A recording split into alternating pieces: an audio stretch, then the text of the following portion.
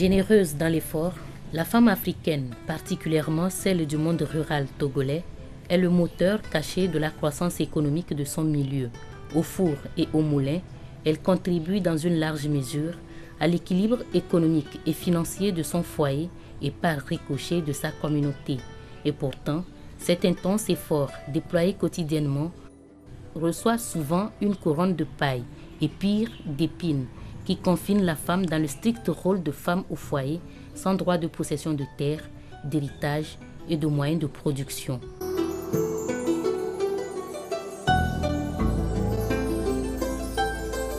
Un zoom sur les activités du PGICT révèle une réalité. Le projet Gestion intégrée des catastrophes et des terres, projet du gouvernement togolais, financé par la Banque mondiale, est venu contribuer à corriger cette injustice. Le PGICT a mis en œuvre des outils de gestion durable de terres à travers plusieurs de ses sous-projets dans toutes les régions du Togo. 10 bonnes pratiques de gestion durable ont été vulgarisées en fonction des zones agroécologiques. Par l'une de ces bonnes pratiques, les cordons pierreux, les femmes de Nassiette dans la région des Savanes, ont désormais droit à la terre pour l'agriculture. Pour les soutenir dans leurs efforts de reboisement le long de la ceinture du mont Nassiette et de protection de l'aval contre l'érosion, le PGICT a offert du matériel agricole composé d'égreneuses, d'une paire de bœufs, d'un tricycle et d'un moulin à la localité de Nassiette, ce qui constitue une bouffée d'oxygène pour ces femmes qui doivent parcourir des kilomètres juste pour aller moudre le maïs, aliment de base au Togo. Avant, c'était vraiment impossible de faire un champ ici, mais avec le reboisement du projet, j'ai pu faire un champ de Voanzou qui a bien réussi cette année. Le projet nous a aidés à avoir un moulin. Plus besoin de faire 4 à 5 km pour aller moudre le maïs à Bombouaka. La préfecture de Pendial, à l'instar de la plupart des localités rurales, est vidée de ces jeunes partis à la recherche du mieux-être ailleurs, en raison notamment de la dégradation avancée des terres et du climat dans leur milieu. À Bagré, la population est désormais composée essentiellement de femmes d'un certain âge. Et grâce au PGICT, ces dernières ont réussi à réactiver leur groupement type à la langue « Je suis contente » en français. Le bas-fond risicole de Bagré dans la préfecture a retrouvé sa verdure et pour cause, l'aménagement des points d'eau et la construction de magasins sur financement du PGICT ont résolu les cruciaux problèmes de manque d'eau et de stockage.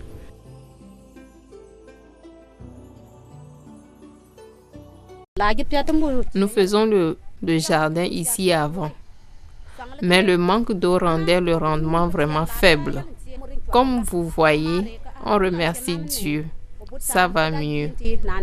À Poissongui, dans le Tone, les mêmes causes ont produit les mêmes effets.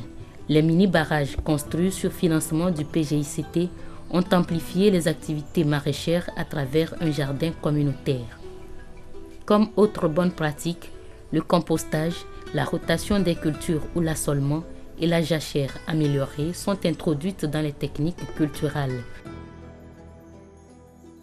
Ces pratiques font école à Bassar sous la conduite de l'ONG Comentes, appuyée par le PGICT. Avec un centre d'élevage et les points d'eau installés, les femmes du canton de Kalanga sont les premières bénéficiaires. À Koumapé, dans la préfecture de Vaud, c'est la gestion intégrée de la fertilité des sols à partir du compostage et de la jachère améliorée par des champs-écoles paysans qui rend les femmes heureuses.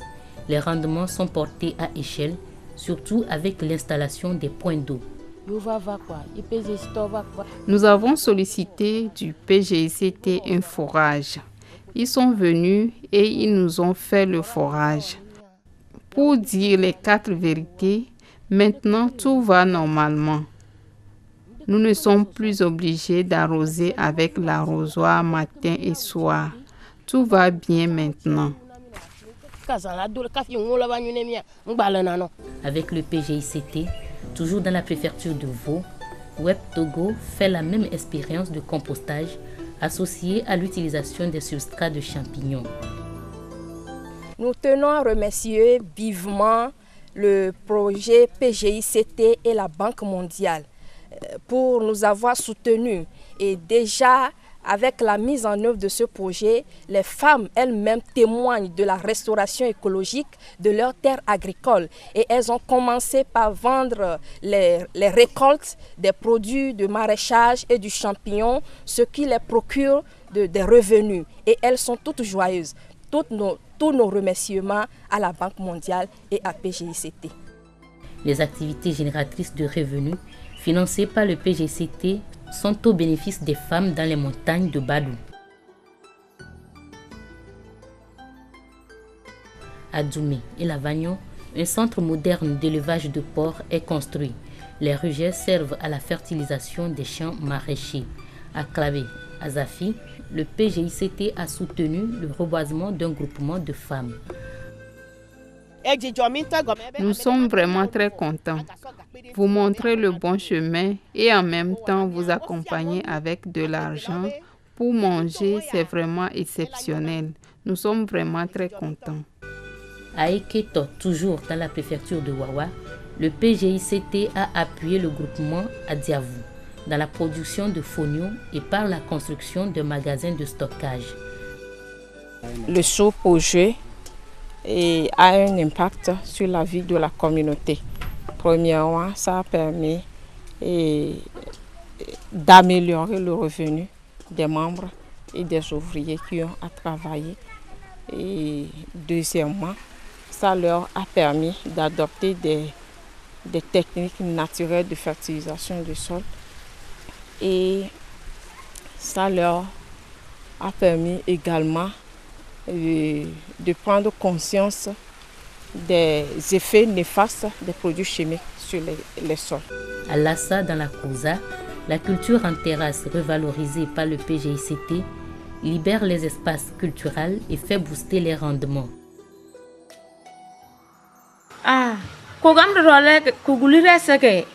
C'était vraiment impossible de cultiver ici. Mais avec la technique de la culture en terrasse apprise du PGICT, nous cultivons et nous récoltons très bien.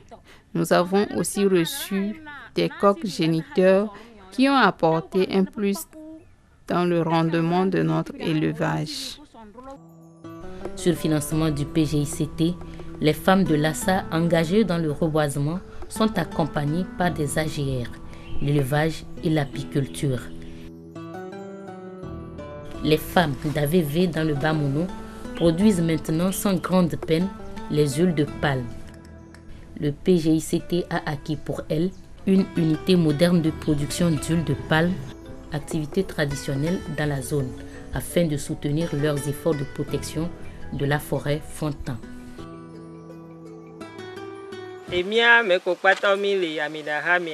Notre groupement, par ma voix, remercie le PGICT parce qu'il nous a aidés à avoir moins de difficultés dans la production de l'huile de palme. Les femmes de Ténéga, dans la préfecture de Doufengou, ont bénéficié aussi du PGICT d'une unité de transformation afin de leur permettre de faire moins de pression sur les forêts. Grâce à un pont réalisé en 2016 par le projet Gestion intégrée des catastrophes et des terres, avec une très forte participation de la main-d'œuvre féminine, la vie reprend entre les deux rives de la rivière Kondjo, les échanges de produits et des services également. Jadi, aide-moi, tiens-moi par la main.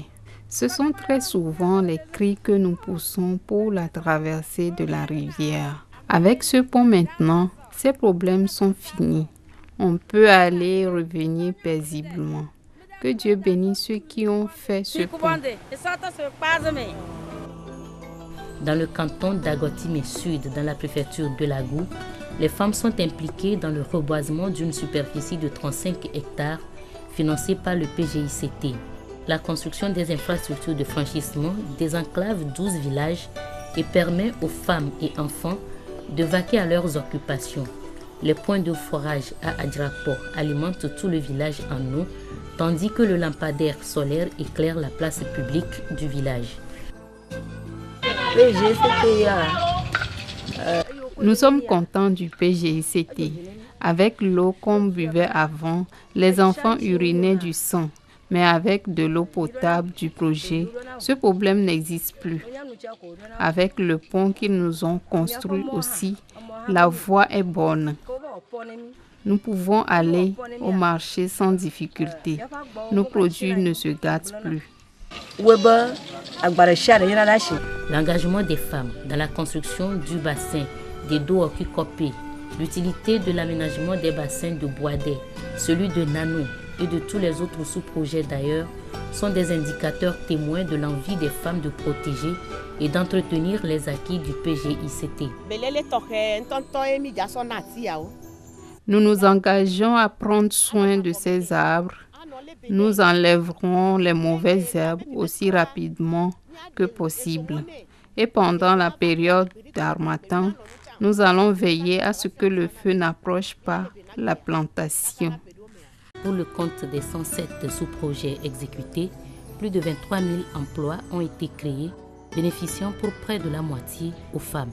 Elles ont travaillé main dans la main avec et aux côtés des hommes pour la réussite de ces sous-projets dans leur communauté. C'est donc avec un réel espoir qu'elles attendent un projet suite du PGICT. Tellement l'engouement pour cette première expérience a été fort et indispensable. Le PGICT est à terme. Vive le PGICT!